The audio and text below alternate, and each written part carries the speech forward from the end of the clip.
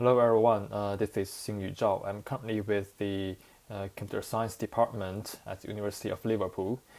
Today it's my great pleasure to present our paper on assessing the reliability of deep learning classifiers through robustness evaluation and operational profiles. This is a joint work with my colleagues from Liverpool and from Harvard University and UK Defense Science and Technology Lab. Okay, first of all, what is our work all about? Essentially, we are building a reliability assessing model for deep learning classifiers, and to the best of our knowledge, our model is the first one considers the operational profile information and the robustness evidence. And you may wonder why we should care about this operational profile and robustness evidence. This is because first, software reliability by definition is a user-centric property, and we should model the end user's behavior as the operational profile in our assessment. And deep learning model is known to have some unrobustness issues. So any reliability assessing model without considering the robustness evidence is not convincing at all. And the output of our model is some claims on this PMI measure. PMI stands for probability of misclassification per random input, like images. And the exact form of our output could be something on the mean value, the variance, and even confidence bounds on this PMI. Specifically, to assess the delivered software reliability, we use this probabilistic metric PMI defined in equation 1. Equation 1 formally says for a randomly selected input x from the input space according to this function OP, which models the end user's behavior, what's the probability that this x will cause a misclassification? And for deep learning robustness, essentially it says the decision of the machine learning model should be invariant against the small perturbations on the input. And there are many definitions on robustness in the machine learning community, like global versus local, target and untarget robustness. We use the common probabilistic robustness definition, like this equation 2, which essentially says for a given small region eta and a label y, if I randomly select a data point from this small region eta according to some distribution, what is the probability that this model will indeed predict this x data point as a label y? Okay, now I will try to elaborate technically what our reliability assessing model is about. And because of the time, I'm omitting some very important details, so please refer to our paper for that. Essentially, our model has 4 major steps. First, we partition the whole input space into small cells, and the size of the cell is determined by this R separation property, which is first discovered by this NIPS paper last year. Essentially, this R separation property says for real-world image dataset, any data points with different labels should be separated by a distance at least 2r. And you can see an illustrative example of this R separation concept in this right-hand side figure. You can see there is a minimum distance somewhere between these two classes of data. And for this running example, in this left-hand side, which essentially is a data set defined over the unit square, we have a R separation distance measured as 0.04013, and we decide the cell size as 0.04, so we can partition this whole input space into a number of 250 times 250 cells. So by doing this, we can confidently assume that for all data points inside a single cell, they are sharing the same ground truth label. which is very important assumption used in step 3.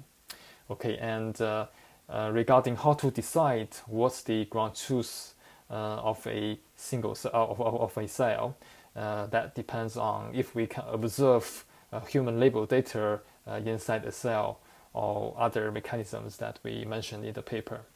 And second, we try to approximate the operational profile, for which we notice this is actually equals to a problem of estimating a probability density function over the whole input space given a operational data set.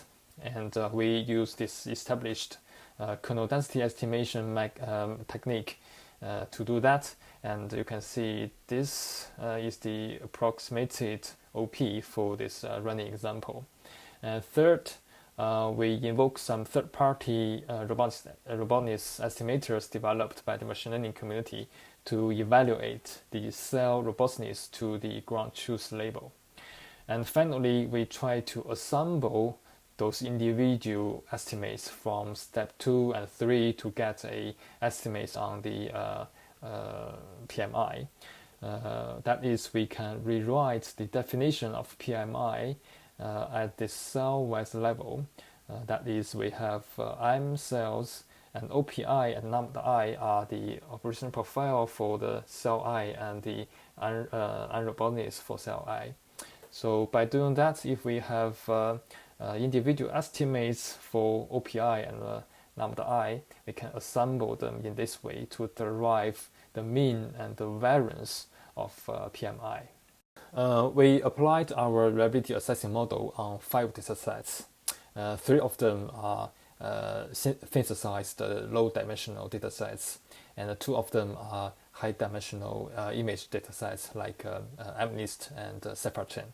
And for each experiment, we compared the testing accuracy, average cell robustness, and our reliability assessing result to have some insights on those aspects. And indeed, we have some scalability issues when we are dealing with high-dimensional dataset like images. And we have proposed some preliminary and compromised solutions in the paper. For example, instead of doing partition in the input pixel space, we do partition in the latent feature space. And also depends on the testing budget given. We are not evaluating all the cells. Instead, we only evaluate a limited number of cells. Also, we are seeking for more efficient kernel density estimation method and more scalable robustness evaluators for the cell robustness.